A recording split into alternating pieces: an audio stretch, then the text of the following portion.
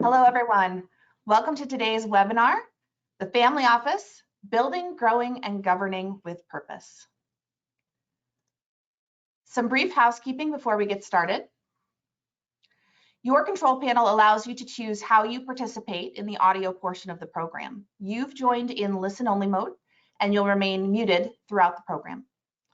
We also welcome your questions and comments in the questions panel. We're expecting a good group today, a couple hundred people perhaps, and so if you've got questions, we encourage you to get them in early. We will have time set aside at the end, and we may take one or two throughout the program. So we'd love to respond to what's on your mind, so take that opportunity. You can enter the questions through the questions box that appears on your interface. We are scheduled today for 60 minutes together, including that Q&A time.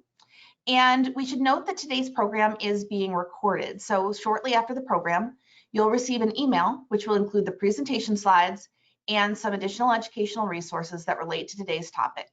In addition, the recording of the presentation will be sent to you within 48 hours, and you'll receive information on how to access that recording, typically in a separate communication. So give us that 48 hours, you'll get that automatically in a follow-up email.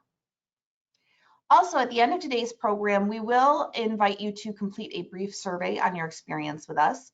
We do really listen to your interests and your feedback for these programs, so we can continue to bring out things that you would like to learn about and be as relevant as possible. So if you can take just a couple minutes and share your thinking with us, that would be wonderful. We also have some additional questions that relate to your experience with today's topic in the family office, so we'd love to hear from you on those as well. A couple of other additional important notes. We value confidentiality, so we often talk about common experiences of families. Those experiences are either publicly available cases or they've been approved for the family business by the family business as described, or most likely they're amalgams or composites of family experiences. And this is an educational dialogue, so approaches and ideas that we describe may be helpful in a number of situations, but a best practice is only a best practice if it is best for your family. So we encourage you to draw ideas from today's conversation, consider them in your own context, and consult your own advisors on what might be best for you. With that, let's introduce our presenters. With us today are Stephanie Brun de Pontet and Kelly LeCouvie, both colleagues at the Family Business Consulting Group, both consultants with significant experience in working with families in family office settings, and you'll learn quite a bit about their perspective and experience over the conversations today. Stephanie, hello, welcome to the program. Hello, looking forward to the conversation. And Kelly, hello, thank you for being with us as well. Thanks, Christy, pleasure. And my name is Christy Data. I will be your moderator for today's conversation. So with that, I will turn things right over to Stephanie to dive into today's topic. Thanks, Christy. Yeah, appreciate your willingness to help us moderate what we hope will be a lot of questions from the audience. I think Kelly and I have a wealth of different experience, but as Christy pointed out, at any family business, family office needs to be unique to the specific family and what's going to be meaningful and relevant to your family. So we thought we'd start it sort of by looking at the question, why do families establish a family office? And the trajectory of how they come into being varies. I think not uncommon is what we will see is a business, an operating business, will start to serve some family or shareholder needs through some of the professionals that are supporting the business, whether it's from a tax planning standpoint or other kinds of services. But then as those needs grow and as the enterprise continues to have success and there's more financial wealth to manage, there are times where that then gets carved out as a standalone entity, and more thought needs to be given. But some of the goals that families often have that they're trying to pursue through a structure of a family office is kind of the shareholder relations management type of services, educating our family stakeholders about the various responsibilities that they're going to come into. So thinking about the human capital development, thinking about financial investing, right? So are there economies of scale that we can arrive at by thinking about investing together? Is that a business line that the family is motivated to pursue? Certainly families of substantial wealth have complex tax and estate planning needs that again might be well managed in some kind of a collective way. There is a lot of goals around growing the wealth, potentially thinking about how do we deploy the wealth or make wealth available to our family stakeholders for their own individual goals and needs. And then, of course, there's what are our philanthropic goals, right? And how might we want to give back to the community? And a family office is often not only, but can be a vehicle through which some of those needs and goals might be pursued. So, you know, all that to say that there's just a variety of different goals that families might pursue through a family office. I think in order, if we can go to the next slide, in order to really establish, you know, before you get to what are we doing, it might be really valuable for a family to pause and answer the question, why are we doing this, right? What's our motivation? What's our shared purpose here? And it is unfortunately often the case that because there's a lot of more pressing or urgent needs from either an estate planning perspective or other financial goals, might often be the energy that's driving the creation of a family office system and structure. And so then we have something that's built out, but we haven't really paused to answer the question of why are we building this out? What's our shared purpose? What are we looking to accomplish? How do we want to collaborate? And again, as I said at the beginning, often these family offices evolve a little bit organically. So it might not, there might not, you know, sometimes there's a natural inflection point. If there's a liquidity event and a family has sold an operating business, you know, then that's a little bit more obvious that, hey, we might need to check in and think a little bit more intentionally about what we're looking to accomplish here. But it can also be opportune to think about a generational inflection point to re-examine the services that we're doing in the context of what we're calling a family office, to be sure that it's serving the needs and the goals that the family has, and that we're perhaps checking in on that, right? What's the stage of collaboration that we're in, and how do we really want to work together? You know, I think about the connection to an operating business. Often family members can feel really connected to the narrative, right? The creation story of the business, how our grandparents had to really roll up their sleeves and make a lot of sacrifices in order to build an operating business that has created great employment in our community. And so the stakeholder sense of connection and a sense of psychological ownership to that kind of an asset feels really different than how do I connect to a family office, which might often be a broader collection of assets, some of them more financial. And so there's a little bit more distance maybe in there. And so you need some more intention to think a little bit about what are we looking to accomplish? What are we, you know, what aligns us as a family that this new collection of assets might allow us to accomplish, right? Are we aligned on the purpose of the wealth? I was having a conversation even earlier today with a client and highlighting that in our work, we often see that wealth and the uses of wealth is a platform where unfortunately people have a lot of judgments of each other. And so if we're not as a family aligned on what is the purpose of the wealth, we can go sideways in a lot of different ways. And that can have difficult outcomes in terms of the family office. Even sort of the professional team that is working in the family office can feel pulled in a lot of different directions, and sort of addressing that by a clear purpose that everyone's aligned behind can really be important in terms of setting yourselves up for success. So again, it's important to obviously think about our financial goals and the estate planning objectives that we might have. but in the service of what, right? So kind of asking some of those higher order questions can be really important to ensuring that you have commitment and engagement. Because Kelly, I don't know if you have the same experience, but I know several of the family offices with whom I have worked, one of the challenges that they have is engagement kind of with the next generation. And sometimes I wonder if that sense of disconnection, right? Not being part of not feeling like there's a narrative thread that is meaningful to them personally might at times contribute to that. Yeah, I think that's absolutely right. And I mean, I couldn't agree more that the alignment piece is so critical. And Stephanie, you said earlier that it's fairly easy to get aligned around a business often. I mean, it's certainly not always easy, but you know, it's a common purpose can be found sometimes with less effort.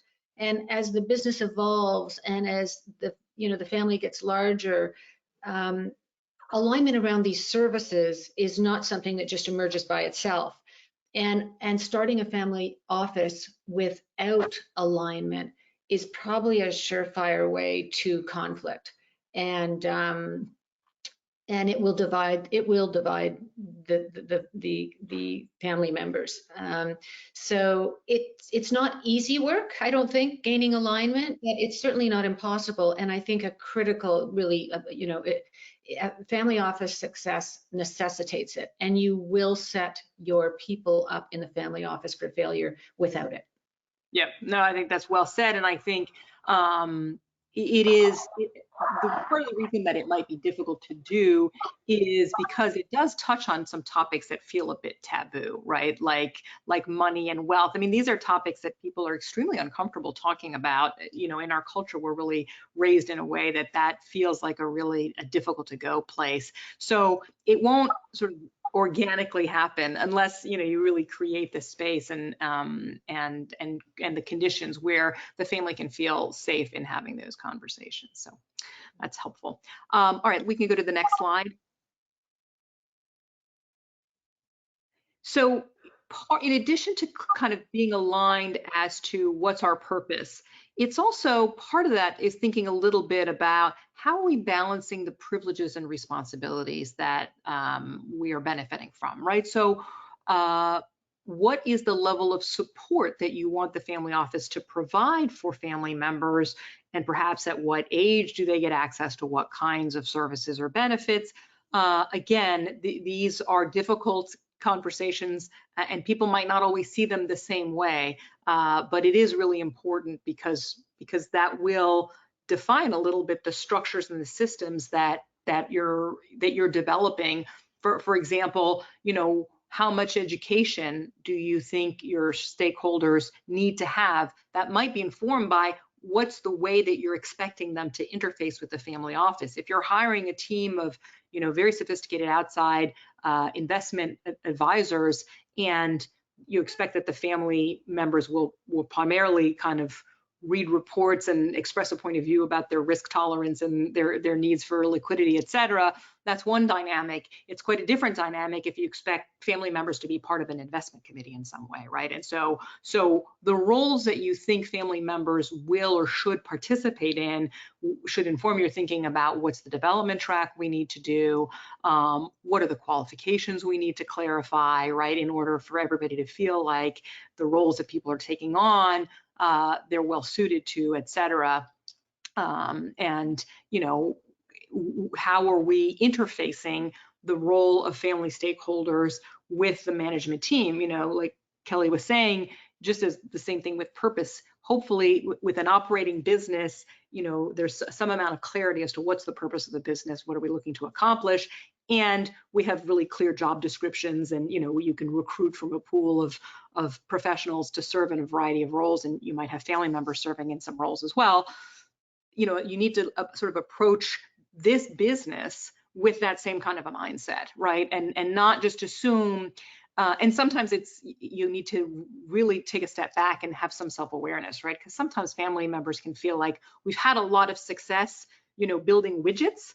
That doesn't necessarily translate to I have the capacity to be a terrific, investment expert. I mean, it might, and it's certainly you're going to have some knowledge and capabilities around investing in other widget or widget adjacent enterprises, but the breadth of possible investment opportunities, you may need to bring outside talent and management if you want to achieve certain levels of returns. If the goal of the family office is, hey, we really want to work on investing together because we think that's fun, that's it. Again, like that's about, let's be clear on what our goals are, and so that the structure kind of suits what we're looking to accomplish.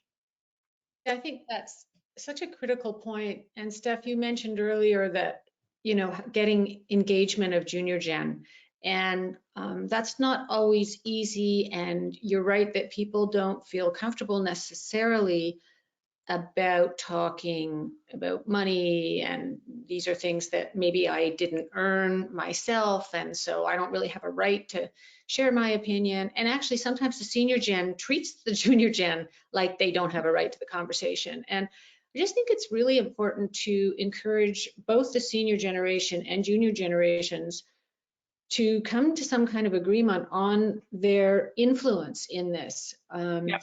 And sometimes the junior gen will say, well, hey, you know what, it's up to my parents and my aunts and uncles, like I don't really have much to say about this. But I think that you should have something to say about it. You are the future, if not existing beneficiaries of these services. And if it is deemed inappropriate by the group, then the group as a whole can come to that conclusion about specific services. But don't hesitate or don't feel guilty suggesting that, well, these are the kinds of services that I would like to have access to. Is that reasonable or optimal for our family? And have a discussion about it together. Yep. Yeah, because again, I think it's not like when you do alignment, you're kind of one and done, and you don't ever need to look at what are we looking to accomplish here, because that can shift over time as family members age into certain other responsibilities. And you're so right? Are we clear who has a vote and who has a voice, and do we have the mechanisms in place, the structures that allow for that dialogue? And you touched on this notion of beneficiary and trustee too, which sometimes can exist in this context. And so you might be a beneficial owner and not really have a lot of authority, because there are other people in different roles who have more decision-making authorities. But yeah, if there's not a way to have constructive dialogue, then the people who are making the decisions are perhaps making them in the vacuum of not thinking about what are the expectations or needs or aspirations of the beneficial stakeholders. So we wanted to share one in the next slide example, right? And this is just sort of a fairly simple or basic purpose statement, right? That just articulates the purpose here, supporting the lineal descendants in preserving and enhancing their wealth. And here they're calling out specifically human and financial capital, right? So this is a family office that is making an effort towards education and development, that's part of the priorities that they have, and therefore as they're kind of building out their staff and their budgets, et cetera, they're thinking about that as one of the priority goals. And equally, they talk about it's across the generations for the benefit of the family, the enterprises that they own, as well as the charitable goals that they pursue in the communities that they're serving. So again, in this context, philanthropy is very important to a family, and so that is reflected in this example purpose statement. So go to the next slide. Alignment is necessary if you're going to be collaborating, right? And again, when family offices often are structured around the support of a fair amount of liquid wealth, right? I mean, there can also be operating companies, but sort of often there is a certain amount of liquid wealth. And so if we're choosing to stay bundled together, or if previous tax planning has put us in a circumstance where we are tied together, that requires some collaboration, right? And so thinking a little bit about how much collaboration can the system tolerate, and where do we have some balance between collective goals and individual goals? Worked with a family where that's part of what they were navigating at this generational inflection, that the current generation was 3 siblings, and they kind of had themselves organized around three buckets that gave them some amount of independence. You know, they were investing together for the sort of economies of scale, the ability to participate in private equity deals, et cetera, that each of them individually would have a harder time, or it would make too much of a risk exposure for them. And so they were very much investing together, but they had created a structure that gave them a little bit of independence. So if one wanted to, you know, build a vacation home, they had some pools and some flexibility to do that. And that was positive. And then as they're looking at their next generation, they're doing the same thing for the benefit of their kids, even though it will be operationally more burdensome to run because it's going to be multiple entities. You know, they've gone from 3 to 8, and so that is a lot more just paperwork. But again, they wanted that to avoid the need for siblings necessarily to have to always be 100% aligned and collaborating, because they recognize that in their families that might not work optimally, right? So again, thinking about the trade-offs and understanding where we can or want to collaborate and what can we do around a structure that meets those different needs. And again, I think that also supports this notion of kind of our different perspectives on what's the appropriate uses of the wealth. And I find a lot of families will think, especially if they've had a liquidity event, okay, you know, now there's plenty of sort of cash to go around. It will be easier, right, to make decisions. But in truth, sometimes the constraints that you have in an operating business, that, you know, most of the capital is in equipment and other kind of hard assets, limits the amount of choices you have to make. Now, when you have, you know, you could take a family office in any number of different directions, provide any number or amounts of different services. That amount of choice actually, I think, makes it harder, right, in some ways to come to consensus, because it's not like you can credibly say, no, all of that cash needs to go, you know, to growing our warehouse, right? This is a very different business reality, and so that goal around alignment can be a little bit more challenging, which I think some people find a little, you know, counterintuitive. But, you know, on the operating business side, we often talk to owners about growth, risk, profitability, and liquidity. That's what we call those GRIPPLE goals. And it is important on this kind of a business as well to think a little bit about how much are we looking to grow this wealth? You know, what are the sources of distribution and liquidity? Some investments are very illiquid and other investments are much more liquid, right? So what's the balance of a portfolio, and does it meet those kinds of needs? What are our profitability or you know, hurdle rates? How much risk are we comfortable taking, et cetera? So those foundational questions can be a really good exercise to think about and to discuss, to think about what's the right strategy, right, for our family office. Is it meeting the owner's expectations? I also think that, you know, each family member has his or her opinion and is entitled to it. And the reality is you can't become aligned on everything. That's just not possible generally. And if you can become aligned on the investment pieces, that's great.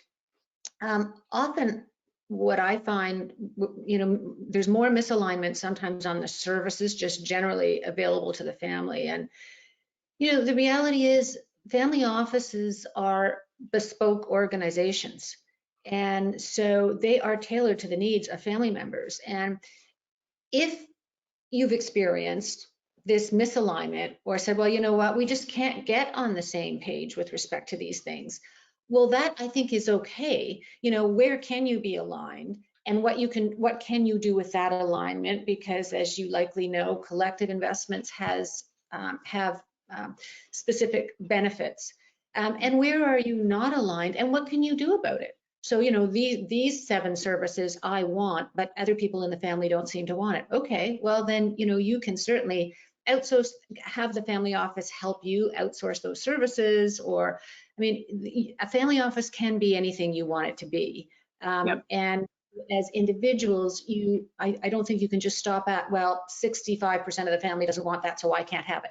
there are ways of, I think, meeting your needs, whether it's within your family office or not. And it might even speak to the need of a multi-family office for the family, if indeed the differences are very distinct. And we can talk about that a little later. Yep. Before we go to the next slide, there was a question. Stephanie, can you repeat what GRIPL stands for again and give us a little more information on that? Sure. So GRIPL are sort of, well, in addition to GRIPL, we talk about culture, values, and governance as other aspects that owners really should be influencing and driving. And GRIPL, G is growth, R is risk, P is profitability, and L is liquidity. And obviously these things kind of can work in tandem, right? So the more growth you want, you probably need to take more risk, right? So they're not like distinct items. And so we find it's helpful to sometimes help families really drill into these components because it also opens up some important conversations about what is it that we're expecting, right? And so kind of what our liquidity expectations are touches on part of this, what are appropriate uses of the wealth. And so they can be difficult conversations to have, but if we don't really have an understanding of some of those aspects, then yeah, we're not serving the needs and the goals that stakeholders, you know, would make sense for them to have around this.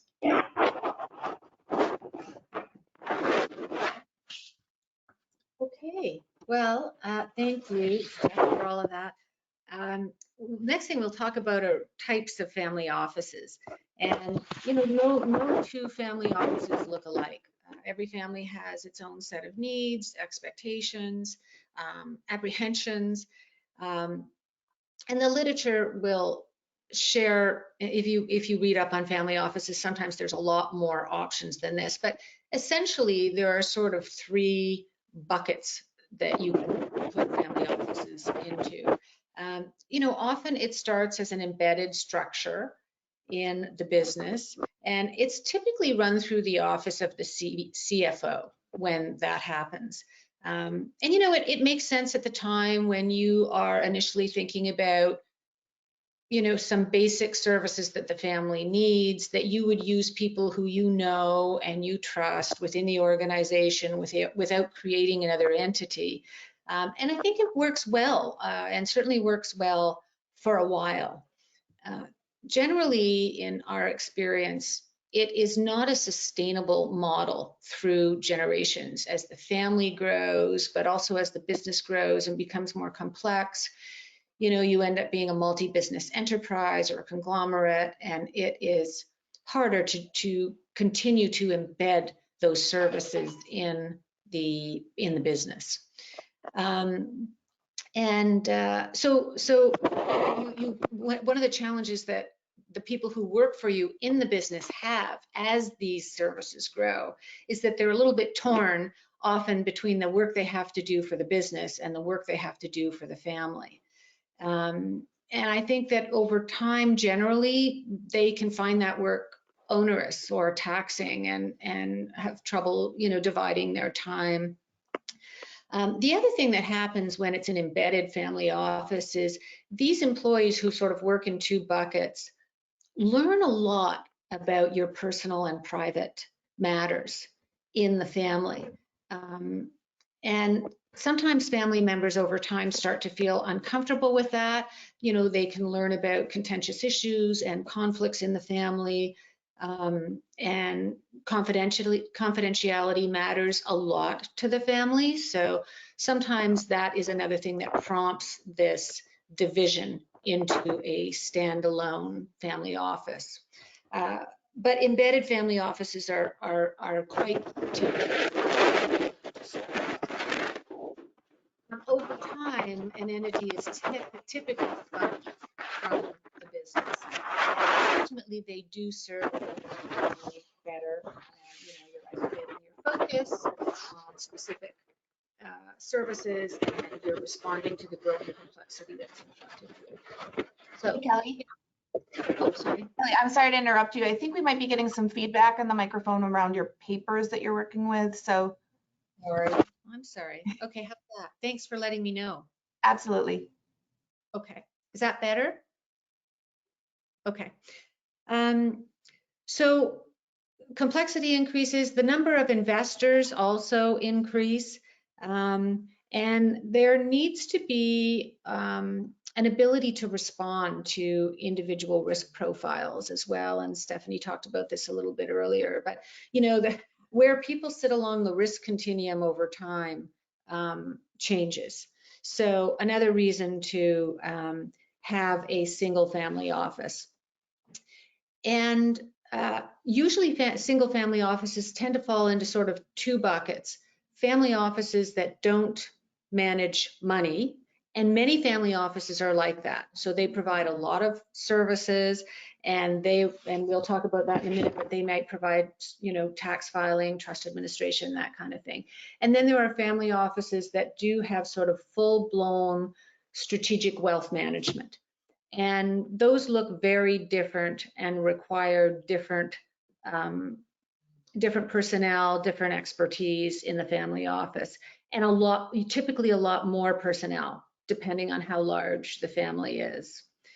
The other thing I think that you can try to manage just generally in having a single family office that is distinct is, and I mentioned this earlier, is the privacy in the family. That's really critical. And typically you look for staff in your family office that have experience, are seasoned family office people. And that helps a lot as well. But they have deep experience with the importance of that matter as well.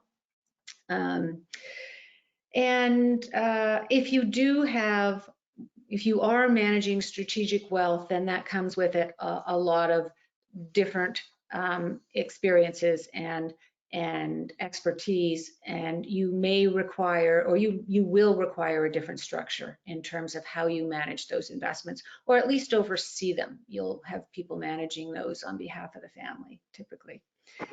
And then the third thing in the office is a multi-family office.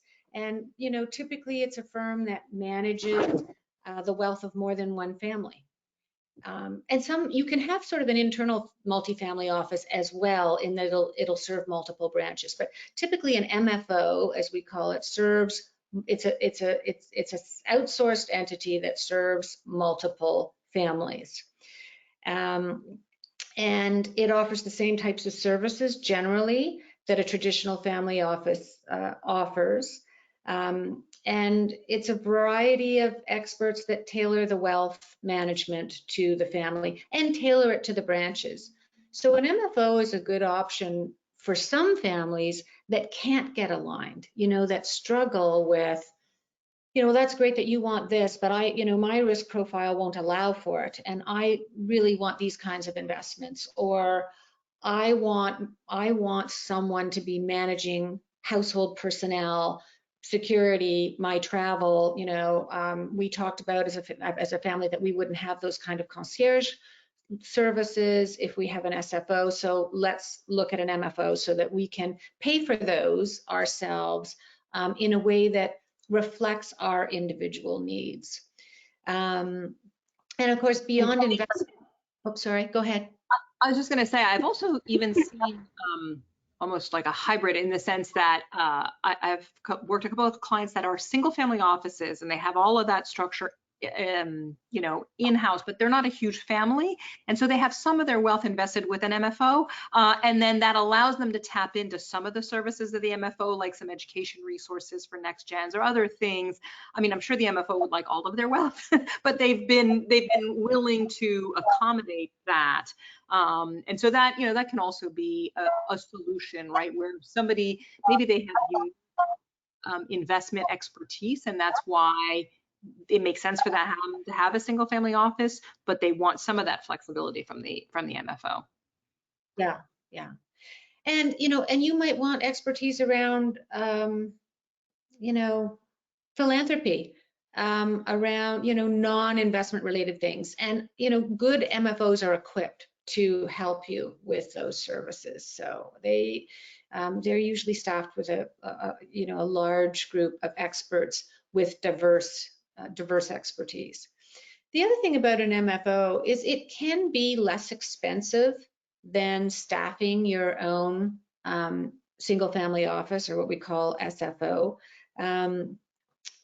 Many families are willing to pay an MFO to eliminate the need to manage their own family office.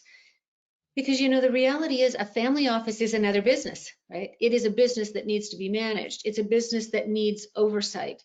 And so for some families, an MFO is a better option. And they have very good experience. And then of course you'll speak with some family members who have not had the same experience with MFOs, so then start insourcing the services and develop their own single family office. So, Steph, anything else from you in terms of your experience? No, I mean, it goes back to what are we looking to accomplish, and foundationally, like, what's the right structure? And I do think you want to give some thought to are you ready to own and operate another business to have a single family office? I think sometimes people go too quickly to that model without giving some due consideration to, you know, maybe a multifamily office might really suit us better and might be less burden for us to manage. Yeah, and I think that's a good point, because, and we'll talk about this probably a little bit later, but you know, one of the key success factors is just to not get out of the gate by overbuilding. Yeah, exactly. And, yes. You know, and it's easy to do. It's very easy, you know, to see this proliferation of staff just happen overnight, and then you wake up one day and say, wow, this is costing how much, and how are we going to deal with this? And backtracking is always a little bit more difficult. So it has to be very purposeful, and I think generally, conservative growth.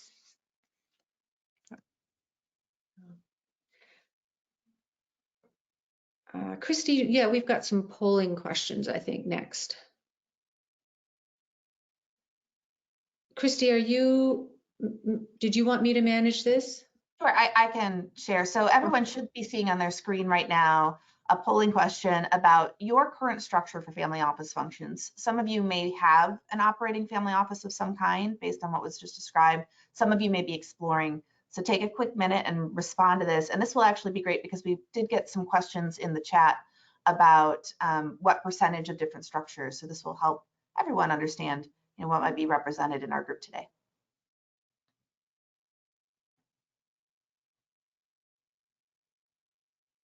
Right, so we'll give the group a little time to answer that question, because yeah, it's always interesting to know what's the mix of the audience in terms of, you know, where people are at. I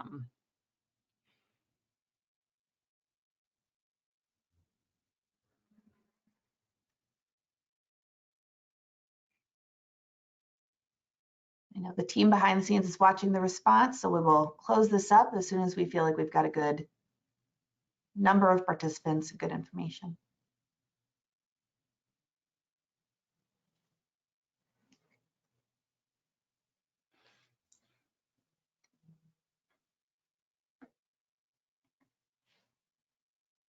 All right, are we going to see the answers to the poll? Ah, there we go. So it looks like about 40, just under 40%, right, have employees of the business, so kind of an embedded family office, and another third looks like it's none of the above, so maybe people who are thinking about a family office are looking to learn. Mm-hmm. And then it seems to blend to the other.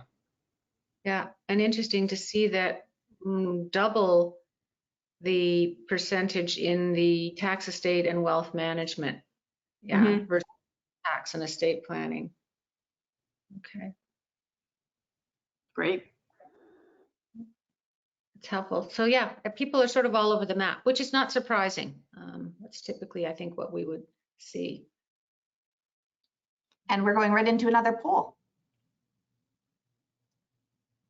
Right, so here we want to just kind of get a sense as to, like, if you have a family office, how long have you had one? Obviously, for the embedded one, it is a little bit squishy to I mean, sometimes it's very clear, like, okay, 5 years ago, we really asked somebody in our office to manage this stuff for us. So there's some clarity around the time horizon, but it, you know, I think in my experience, some of those family offices just really happen organically. And so it would be harder to get the time period, but.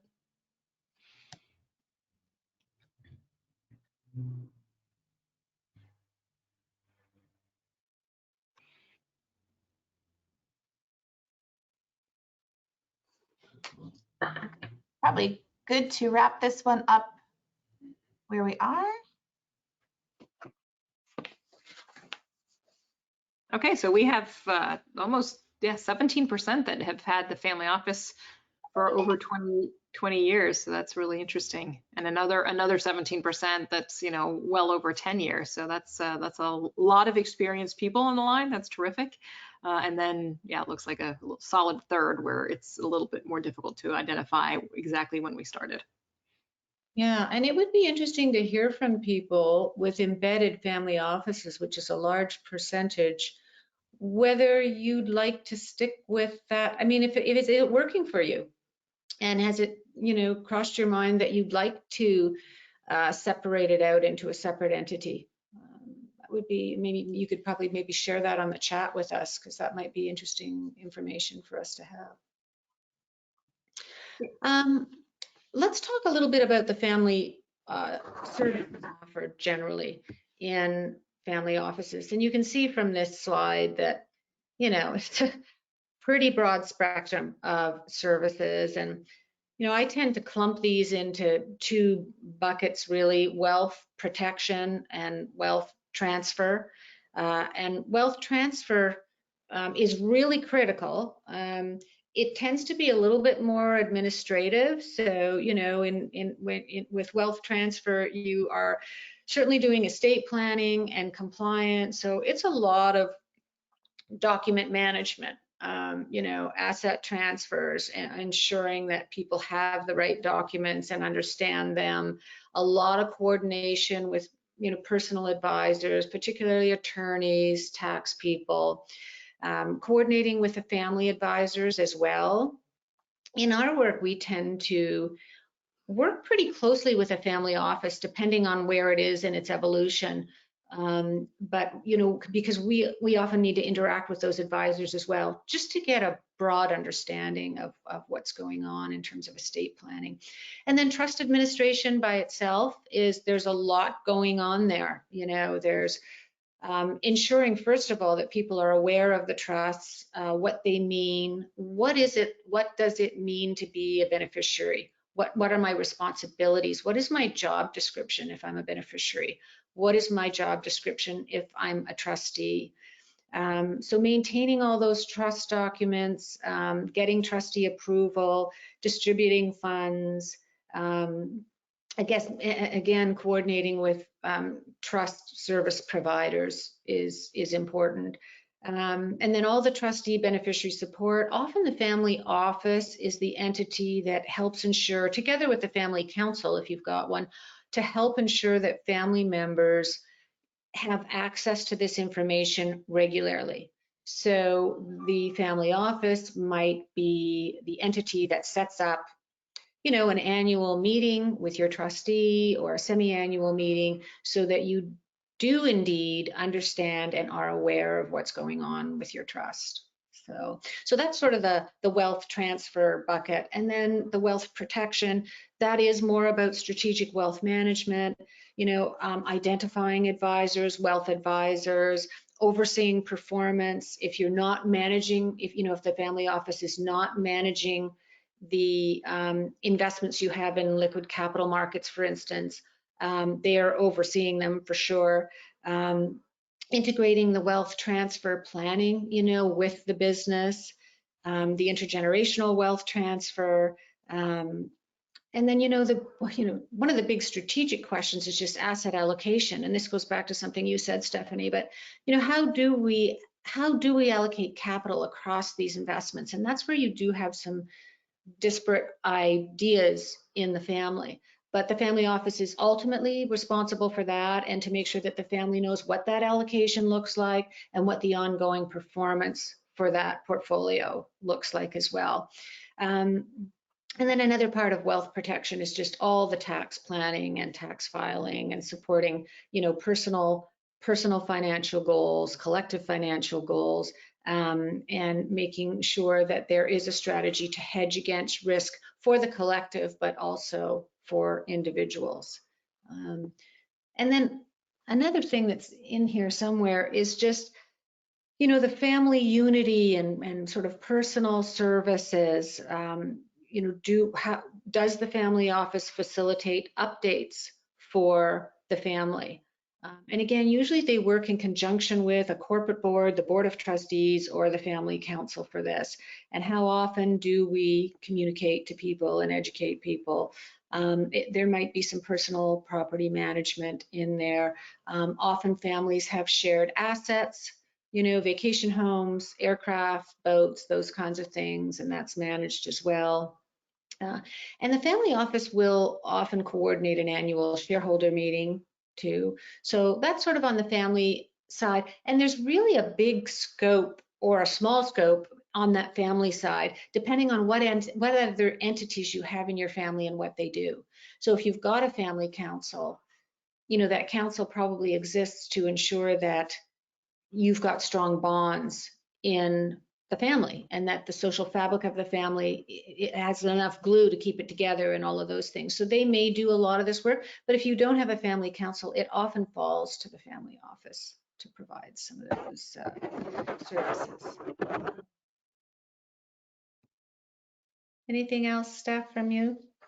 No, I mean, I think the only thing I would add is, you know, there's value in, and I've seen family offices do a great job, like you were talking about, you know, what's the role of the trustee or understanding the trust. You know, can you create simple documents that just give you, like, you know, a 2-page executive summary, right? I always like lawyers who will, you know, take a shareholders agreement and say, here's 3 pages that tell you, here are the most important clauses in there. It's not that you shouldn't read it, but like to get at the meat of it. And similarly with kind of understanding what are the core things that this trust document is telling us all. That could be helpful. Yeah, thanks. I think we can go to the next slide. Yeah, in terms of money matters, you know, people often ask, well, how much wealth do we need to start a single family office? And yeah, I mean, there's honestly no one definitive answer. And when you read about this, you see huge ranges, you know, from maybe 100 million to, some people argue that you need $1 billion for a single family office. But generally, there's an argument that you would need at least 100 million. And the threshold for that is definitely lower for multifamily offices, more like 30 million, maybe. Just an FYI. So, but there's really no right answer. I think that, you know, we see that most families are pretty conservative, fiscally conservative. And so they're probably in the best position to determine what they can afford, you know, and if you do the math out a generation and map out what your expected costs look like, I certainly give credit to families to figure that out on their own. But that said, it can be costly to run a family office without question. Excuse me. And so another thing that families will do is they will, if they are in liquid capital markets and investing in multiple classes of assets, and it might be real estate, it might be active private equity investment. So, you know, you might have a portfolio of, I don't know, let's say you have 3 or 4 operating businesses. You might be invested either as minority or majority partners in another 5 or 6 companies as a private equity investor. Then you've got your liquid investments, you've got some real estate, and maybe some art, whatever. It's a fairly complex portfolio that needs to be managed and understood. More than anything, understood. What is it that we own, so that people can understand how their assets are allocated. And so how do you deal with that? You know, some families just let the family office manage all of it and then report back. And usually, if that is the case and you're managing those kinds of assets, you absolutely need a chief investment officer, a CIO. Even if you outsource some of those services, the CIO, needs to oversee that. And the other thing that a lot of families will do is create an investment committee, just for, maybe more control, but certainly more understanding and insight into what these investments look like. And I think it's great when families do that, so that they understand what's going on with these investments. So an investment committee is often developed, made up of family members in part, and often there are 2 or 3 independent, seasoned investment people as well on those investment committees. And the investment committee might meet quarterly to review the portfolio. The CIO, of course, would be at those meetings as well. If you're using a multifamily office, often a person from the multifamily office either attends that meeting or sits on the committee as well, possibly as a non-voting member, but they participate. And then, develop a charter for the investment committee. What are our expectations? What are the goalposts or the guiding principles? Again, back to the GRPL that we expect from this. And our job is to consistently monitor what the investments are bringing us, and to communicate back to the family whether we are meeting those objectives or not. So we're getting close to the end of our time. We're gonna talk a little bit about governance and structure here. That's where we'll move next. And I just want to let everybody know that we'll have a few minutes at the end here to take your questions. I think this is yours to pick up on, Stephanie. Sure. So, again, as you think about the overall structure that you have, what's the investment structure? What are the services? Is it a multifamily office, single family office? And Kelly was pointing this out too, right? Where's the oversight? Is there an overarching board that is providing oversight to the family office, as well as a variety of other assets? Is the family office kind of almost like a holding company and has some operating businesses, and there's a board over that? So what fiduciary roles do you have in place? Sometimes people will bring outside advisors to serve on that investment committee, and again, that's bringing a little bit of additional perspective, some objectivity to some of the investment decisions, in particular if families participating in investments of assets in which family members might be serving as operators. So thinking a little bit about what's the right oversight structure that you need, and how are you developing family members to serve in those capacities, right? So if they're serving on the board, if they're serving on the investment committee, and what are the right channels of communication so that board or whatever oversight structure you have is checking in with those shareholders on a regular basis, with the ownership group, around what, are we meeting the goals that have been laid out? So that's very important. And Kelly touched on this earlier as well. The idea of confidentiality is really important, in particular if you have family members who are working in the family office. Right, Kelly talked about the idea that if you have an embedded family office, you might have people who are employees of the operating business that maybe are serving as your CFO, but then have a lot of visibility into your personal stuff that as they're managing the family office responsibilities.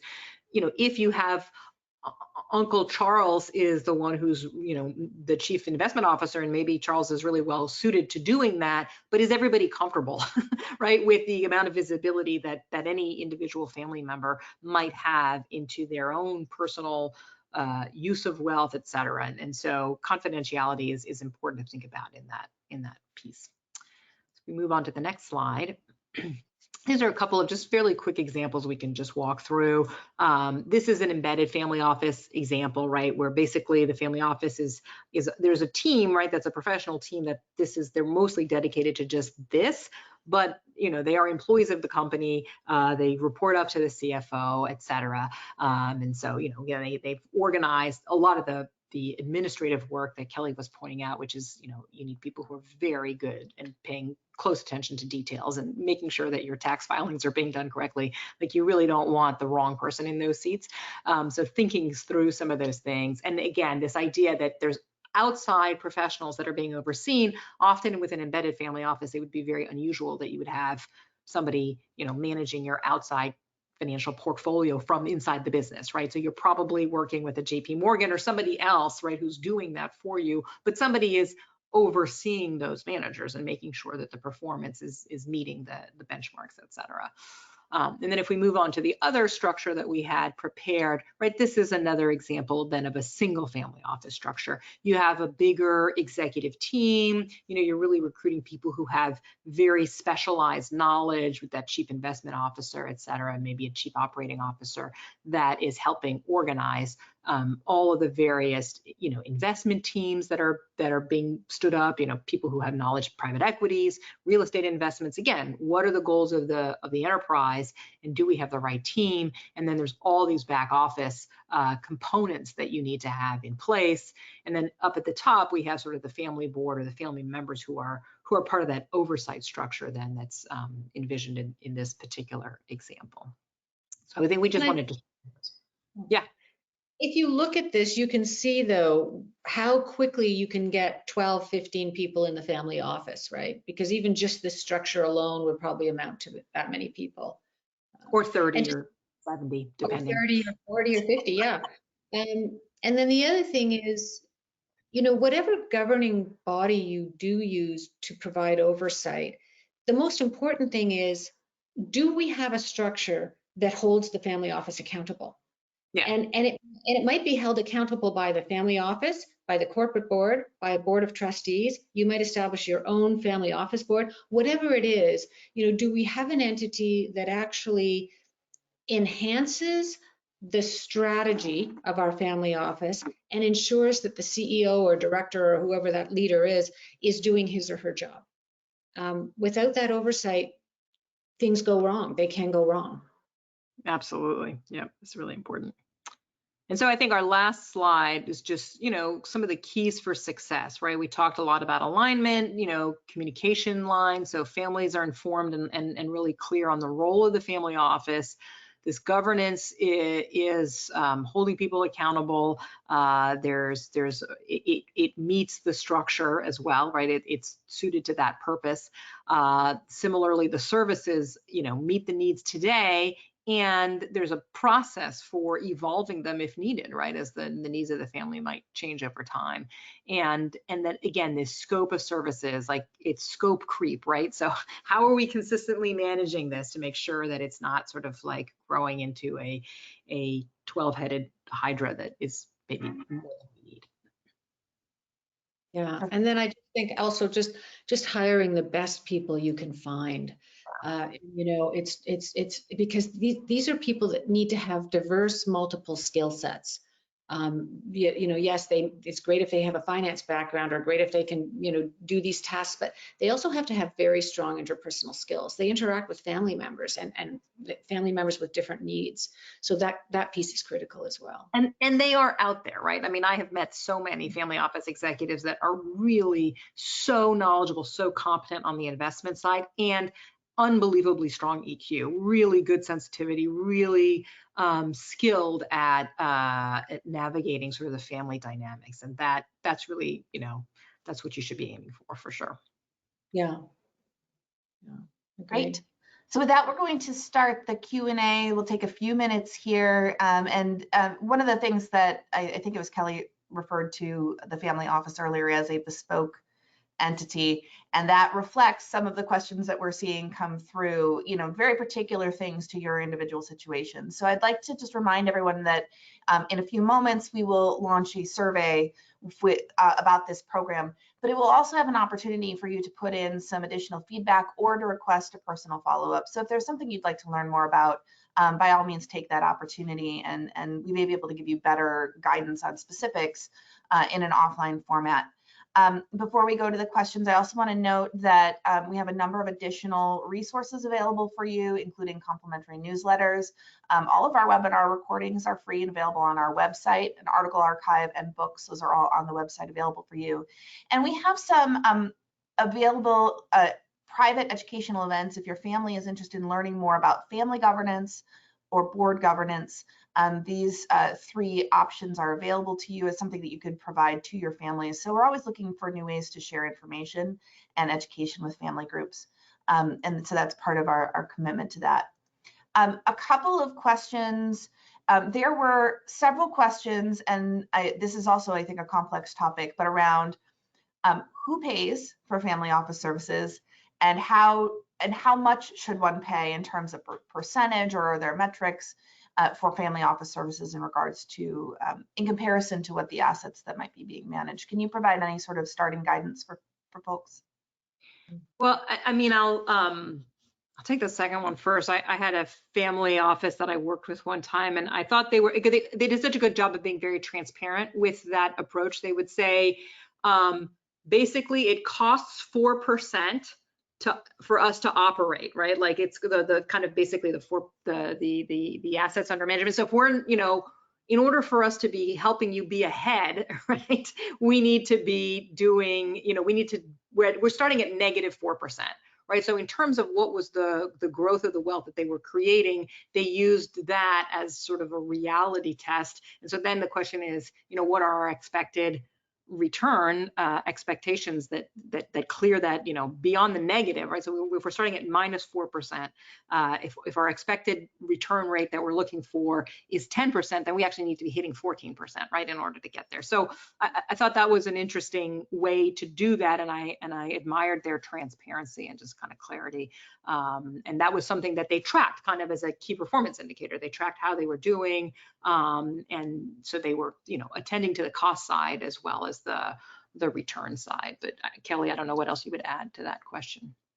Yeah, well, I agree that that's a good way to think about it. I also, what happens is over time, again, family members have different needs, right? And you may have some heavy users of family office services, and then you'd have family members who really don't use them at all. And so, you know, over time, typically you move to a user pay formula where the users of the services are charged based on the time spent with client people, you know, internal client services people. And that way, it's palatable for people, because then, if, you know, for those who use it a lot, they usually say, yeah, I use it a lot, I should pay for it. If I use it 70% more than other people in the family, I should pay for it. And for those who don't use it, they don't feel that they're paying for services they're not using. Right. And again, I think it's important to think about, you know, who's paying for it, right? If it's an embedded, it's somehow kind of part of shareholder relations expense bucket, right? And so it's going through the company. But yeah, you know, I've seen families say, hey, you know what, we used to sort of manage the private plane stuff for the family, but that just costs so much money and it's such a huge time suck. We're not doing it anymore, right? Or, you know, you guys do that on your own separately or on a user pay. So lots of different models.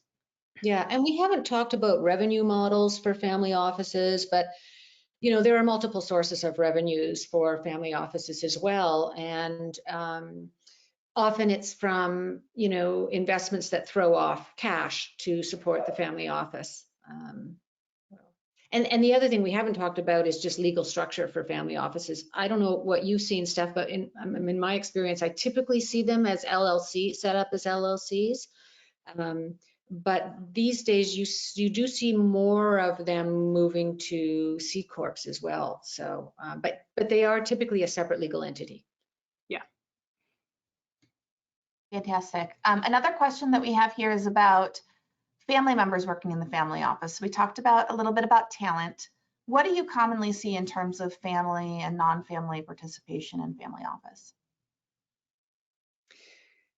You know, I have very, very few clients that have any family members working in the family office, and that just might be a coincidence because I know family members do work in family offices, but in my experience, it's been very rare.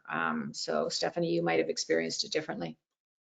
Yeah, I think I've experienced both, right? A lot of professionalism now in family offices, but also some where family members are, they have good knowledge and experience and really either they're very well trusted by the family, and so they're in a leadership role, and there's a whole team of more technical professionals underneath them, right? And so they're more in sort of the like almost a chairman kind of a role or a CEO role, but there's a bunch of operating leaders underneath them.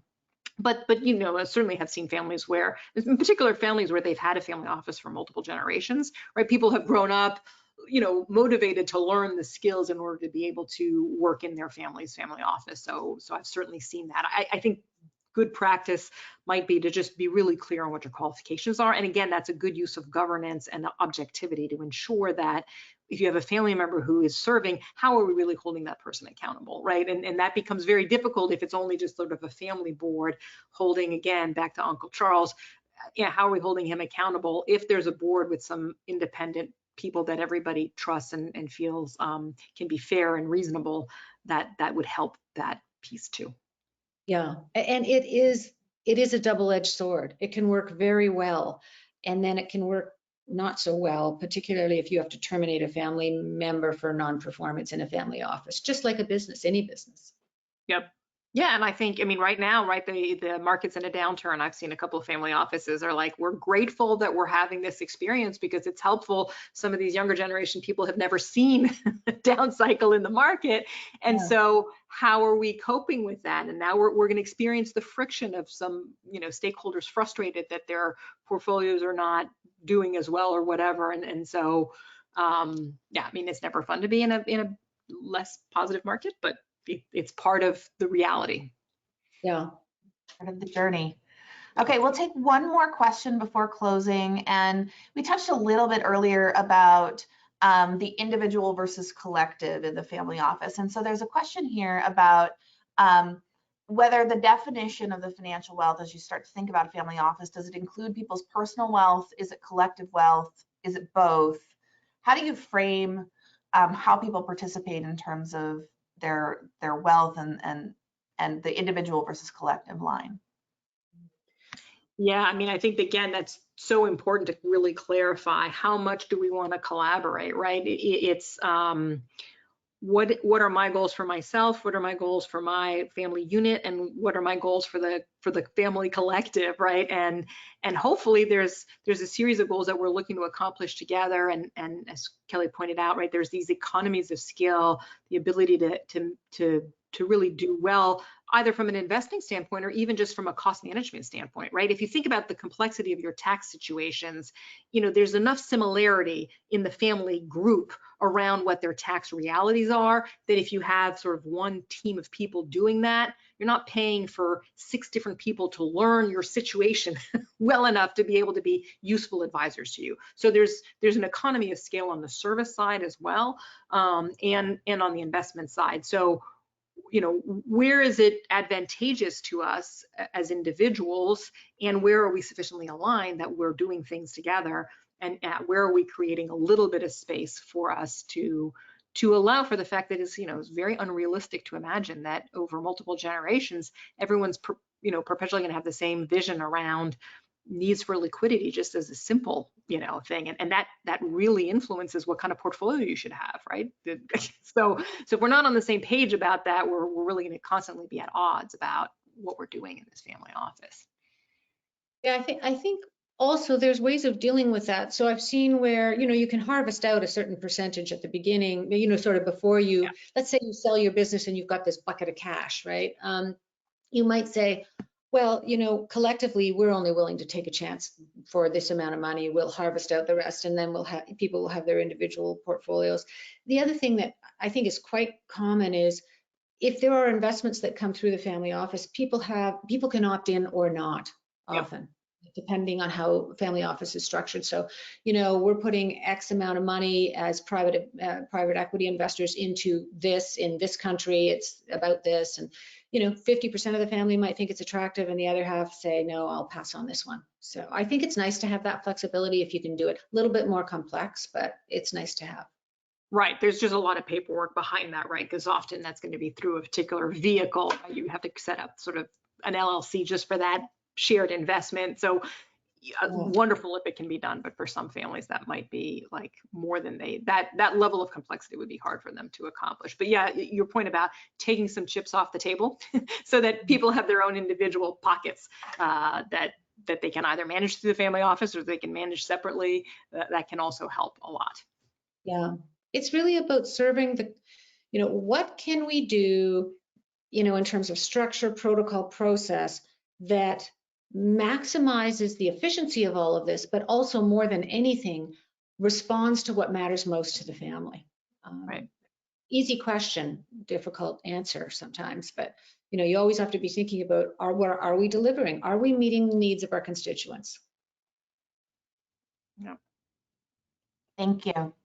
Well, thank you, Stephanie and Kelly, both for being here today, for sharing your perspective with our audience. I'd like to remind everyone that you will get the survey here momentarily, and the slides will come to you, and the recording will come to you in the next 48 hours by email. So if you are one of the many people who are messaging around, will we get this slide? Yes, you will. Just stay tuned to your email. If you don't hear anything from us in the next 48 hours, please feel free to follow up. And please feel free to check the box in the survey if you'd like to talk to us directly about any of the questions that we talked about today or anything else facing family businesses and family offices. And with that, I thank you all for participating today, and we'll see you at the next program. Thanks, Christy. Thanks. Bye. Bye.